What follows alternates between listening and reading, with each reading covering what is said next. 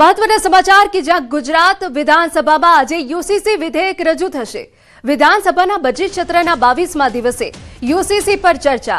ગૃહમાં મુખ્યમંત્રી અથવા નાયબ મુખ્યમંત્રી યુસીસી બિલ રજૂ કરી શકે। વિધાનસભાના બજેટ સત્રની કાર્યવાહી બપોરે 12 વાગ્યાથી શરૂ થશે। વિધાનસભામાં આજે કુલ 4 વિધેયકો પર ચર્ચા કરવામાં આવશે। તો મહત્વનું કહી શકાય કે જ્યાં આજે વિધાનસભામાં યુસીસી વિધેયક રજૂ થવાનું છે। વિધાનસભાના બજેટ સત્રના 22મા દિવસે યુસીસી પર ચર્ચા।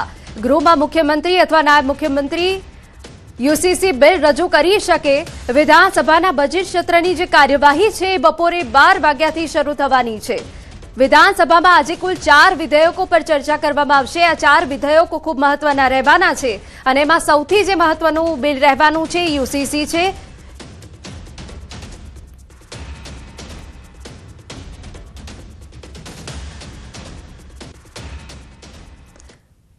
આ તરફ ભાજપના તમામ ધારાસભ્યોને સૂચનો અપાયા। 3 દિવસ વિધાનસભામાં ફરજિયાત હાજર રહેવા ફરમાન। ભાજપ મુખ્ય દંડકે ધારાસભ્યોને પત્ર લખ્યો। સીએમ તથા પ્રદેશ ભાજપ અધ્યક્ષના નામે પત્ર લખાયા। અંતિમ 2 દિવસમાં વિવિધ 7 બિલની ચર્ચા થશે। ચર્ચામાં ફરજિયાત હાજર રહેવા ધારાસભ્યોને સૂચન કરાયા છે।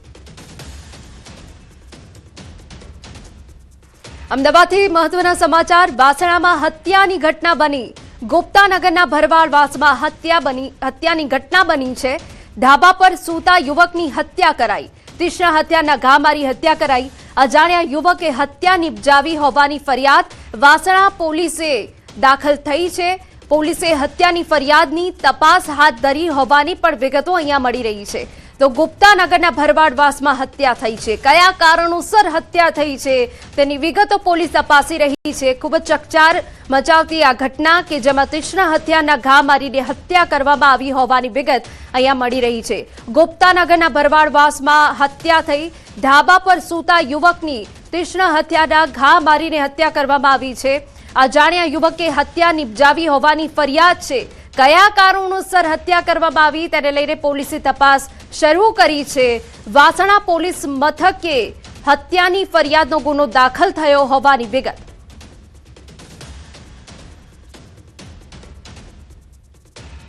તો ધાબા પર સૂતા યુવકની હત્યા થઈ છે। ગુપ્તાનગરના ભરવાડવાસમાં ઘટના બની છે જેના કારણે લોકોમાં ચર્ચાઓ જાગી છે।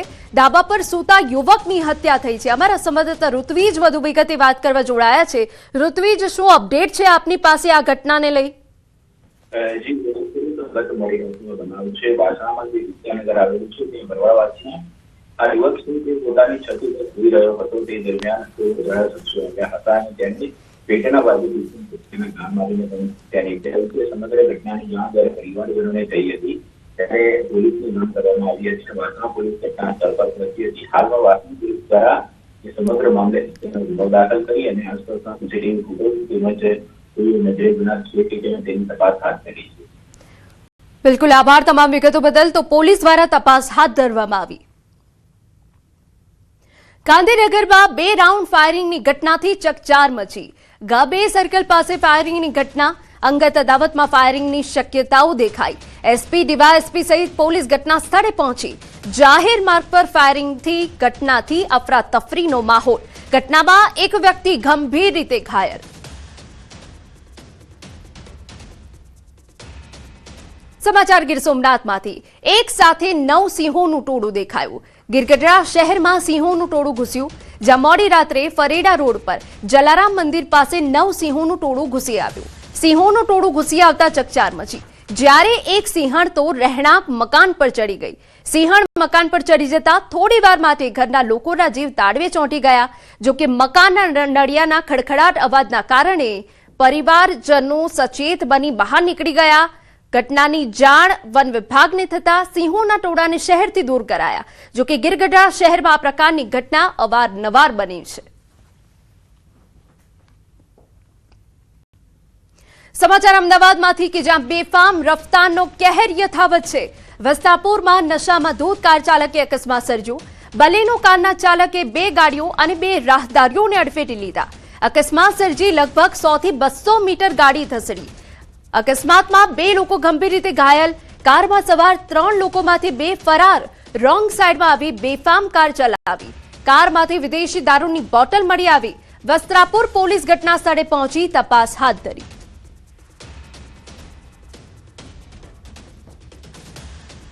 સમાચારમાં આગળ વધીએ. અંતરિયાળ સરહદી વિસ્તારમાંથી બાળકોની તસ્કરી કરીને અમદાવાદ જેવા મોટા શહેરોમાં વેચાણ કરતા હોવાની ચોંકાવનારી વિગતો સામે આવી છે.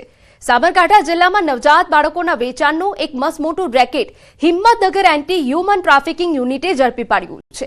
પ્રાથમિક તપાસમાં સામે આવ્યું છે કે આ ટોળકીએ માત્ર 15 દિવસ પહેલા જ એક નવજાત શિશુનો અમદાવાદમાં 2 લાખ રૂપિયામાં સોદો કર્યો હતો. જે બાદ એન્ટી હ્યુમન ટ્રાફિકિંગ યુનિટે ખેડબ્રહ્માના મટોડા નજીક વોચ રાખી ટોળકીને એક શખ્સને ઝડપી લેતા આખી ટોળકી ઝડપાઈ ગઈ, જેમાં તેઓએ મેડી ગામના બાળકને અમદાવાદમાં 2 લાખ રૂપિયામાં વેચાણ કર્યાની કબૂલાત કરી. પોલીસે બાતમીના આધારે છટકું ગોઠવીને આખી ટોળકીને દબોચી લીધી, જે માનવ તસ્કરીના ગંભીર ગુનામાં સંડોવાયેલી હતી. હાલ આરોપીની સઘન પૂછપરછ કરવામાં આવી રહી છે, જેમાં આ ટોળકીએ અગાઉ કેટલા બાળકો વેચ્યા તે દિશામાં તપાસ તેજ કરાઈ છે. માસૂમ બાળકોના વેચાણના આ કૌભાંડે સમગ્ર પંથકમાં ચકચાર મચાવી દીધી છે અને પોલીસે વધુ કડીઓ મેળવવા પ્રયાસ હાથ ધર્યા છે. અત્યાર સુધીમાં એવું છે કે 2.5 થી 3 લાખ રૂપિયા તમને મળશે બાળક દીઠ, એ રીતે લાલચ આપીને આ લોકો માનવ તસ્કરીનું આખું રેકેટ છે ચલાવતા હતા. એણે જે કબૂલ્યું છે એમ કે અગાઉ પણ 2 બાળકોનું આ લોકોએ આ રીતે વેચાણ એવું કરાવડાવેલું છે, પરંતુ તેની તપાસ શરૂ છે અને રિમાન્ડનો પણ મુદ્દો છે પોલીસ.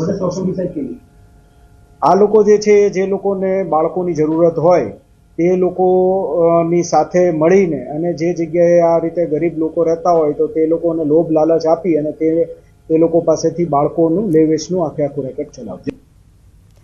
અમદાવાદના એરપોર્ટ પોલીસ સ્ટેશન વિસ્તારમાં ચેટીચાંદના જુલુસ દરમિયાન થયેલી મારામારી મામલે પોલીસે 5 અગીર સહિત 7 લોકોને ઝડપી લીધા છે. ચેટીચાંદના દિવસે ફરિયાદી પ્રદીપ વાઘવાણી અને તેનો મિત્ર જી ડિવિઝન ટ્રાફિક પોલીસ સ્ટેશન સામે ઉભા હતા. તે દરમિયાન નીવ ચૌહાણ અને હિતેશ દંતાણી સહિત કેટલાક લોકો સાથે બોલાચાલી ઝઘડો થયો. જોકે મામલો શાંત થઈ ગયા બાદ પણ આરોપીઓએ લાકડી ધોકા જેવા હથિયાર સાથે તેમનો પીછો કરી તેને માર માર્યો અને ત્યાંથી ફરાર થઈ ગયા. સમગ્ર ઘટનાની જાણ પોલીસે કરતા એરપોર્ટ પોલીસ ઘટનાસ્થળ પર પહોંચી અને ફરિયાદ નોંધીને વધુ તપાસ હાથ ધરી. તો આ કામના જે આરોપીઓ છે ને કાયદાના સંઘર્ષમાં આવેલ જે ઇસમો છે એ લોકો વાહનો લઈ અને એ લોકોનો પીછો કરી અને જોગણી માતાનું જે મંદિર છે આપણે કોતરપુર બાજુ ત્યાં જઈ અને આ લોકોને આતરી અને જે છે છરી અને લાકડી અને મોઠના વડે માર મારેલાનું છે. અને એ બાબતે આપણા એરપોર્ટ પોલીસ સ્ટેશન તાત્કાલિક આ ગુનાની ગંભીરતા લઈ અને તાત્કાલિક સીસીટીવી ફૂટેજ મેળવી અને આરોપીઓને એ રીતે આઈડેન્ટિફાઈ કરી અને આજ રોજ 2 આરોપીઓને અટક કરેલા છે. સમાચારમાં આગળ વધીએ તો ગુજરાત સરકારે રાજ્યના ખૂણે ખૂણા સુધી પાણી પહોંચાડવા માટે બજેટમાં કમર કસી છે. નાણામંત્રીએ નર્મદા જળ સંપત્તિ અને કલ્પસર વિભાગ માટે કુલ 25,960 કરોડની તોતિંગ જોગવાઈ કરીને ગુજરાતની જળ સુખાકારીનો મજબૂત પાયો નાખ્યો છે. વર્ષ 2026-27માં પાણી પુરવઠા માટે રૂપિયા 6,997.47 કરોડના બજેટની જોગવાઈ કરાઈ છે, જ્યારે નર્મદા કેનાલ આધારિત પાણી પુરવઠા યોજના માટે 800 કરોડની જોગવાઈ. બીજી તરફ પાણી પુરવઠા માટે અનેક નવી યોજનાઓ અમલમાં મૂકવામાં આવી છે. રાજ્યના છેવાડાના માનવી સુધી પાણી પહોંચાડવા સરકાર કટિબદ્ધ છે. ઉત્તર ગુજરાત પાઇપલાઇન, કચ્છ સૌની યોજના, નહેર સુધારણા, dam safety, tribal pipeline, Sabarmati barrage, ગેડ વિસ્તારના કામો, રિવરફ્રન્ટ ગાંધીનગર, ધરોઈ ડેવલપમેન્ટ, આ તમામ યોજનાઓ માટે કુલ 13,944 કરોડની જોગવાઈ. મારા જળ સંપત્તિ પાણી પુરવઠા વિભાગની પણ આપશ્રીએ ખૂબ સારી લોકો સુધી માહિતી પહોંચાડી બદલ પણ આપનો આભાર માનું છું. માનનીય મુખ્યમંત્રી શ્રી ભૂપેન્દ્રભાઈ પટેલના માર્ગદર્શન અને માનનીય નાયબ મુખ્યમંત્રી શ્રી હર્ષભાઈ સંઘવીજીના સાનિધ્યમાં નાણામંત્રી શ્રી કનુભાઈ દેસાઈ દ્વારા આગામી વર્ષ માટે રજૂ થયેલા નર્મદા જળ સંપત્તિ પાણી પુરવઠા અને કલ્પસર વિભાગને બજેટમાં પ્રાથમિકતા આપી વિક્રમી 25,960 કરોડની જોગવાઈ કરવામાં આવી છે. સમાચારમાં આગળ વધીએ. ભરૂચના સાંસદ મનસુખ વસાવાએ સંસદમાં વધુ એક મુદ્દો ઉઠાવ્યો. સંસદમાં કેવડિયા રાજપીપળા રેલવે લાઇન જોડવા માંગ કરી. તેમણે સરકાર સમક્ષ રજૂઆત કરી કે આ જોડાણથી એકતાનગરથી અંકલેશ્વર સુધી એક મોટો રેલવે કોરિડોર બની શકે છે. સાંસદે જણાવ્યું કે જો એકતાનગરથી રાજપીપળા સુધી નવી રેલવે લાઇન નાખવામાં આવે તો અંકલેશ્વરના તૈયાર પ્લેટફોર્મ પરથી સીધી ટ્રેન રાજપીપળાથી એકતાનગર સુધી આવી શકે. તેમણે વધુમાં જણાવ્યું કે અંકલેશ્વર રાજપીપળા બ્રોડગેજ લાઇન પહેલેથી જ તૈયાર છે, જેને માત્ર ઇલેક્ટ્રિફિકેશનની જરૂર છે. આ જોડાણથી એકતાનગર અને રાજપીપળા બંને સ્થળોએ ટ્રેનોનું ટ્રાફિક વધશે. ये जो ट्रेन ने अंकलेश्वर थी सीधी राजपीपला से केवड़िया लंबाમાં આવે તો 2 કલાક બચી જાય અને આ બાકીનો અંકલેશ્વર થી રાજપીપલાના વચ્ચેના આખા બધા જ વિસ્તારનો ઝઘડિયા છે, ઉમરલ્યા છે, રાજપાડી છે, રાજપીપલા સુધી આ બધા વિસ્તારનો એક સારો વિકાસ થાય. રાજપીપળાનું ખૂબ અહિત થાય છે. અમે 4 થી 5 વખતે અને અમે પોતે અમારા એસોસિએશનમાંથી પીએમ ઓફિસમાં પણ લેખિત રજૂઆત મોકલી છે. તેમ છતાં આની પર કોઈ જ ડિસિઝન લેવાતું નથી. કેમ નથી લેવાતું એનું તો અમને નથી ખબર, પણ એટલું ચોક્કસ છે કે આ રેલવે નહીં થાય અને બીજો રાજપીપળાનો કોઈ વિકાસ નહીં થાય તો વેપારીઓએ તો અહીંથી જતા જ રહેવું પડશે. ગીર સોમનાથના વેરાવળમાં શહીદ દિન નિમિત્તે યોજાઈ ભવ્ય તિરંગા યાત્રા. તિરંગા યાત્રાના અદભુત આકાશી દ્રશ્યો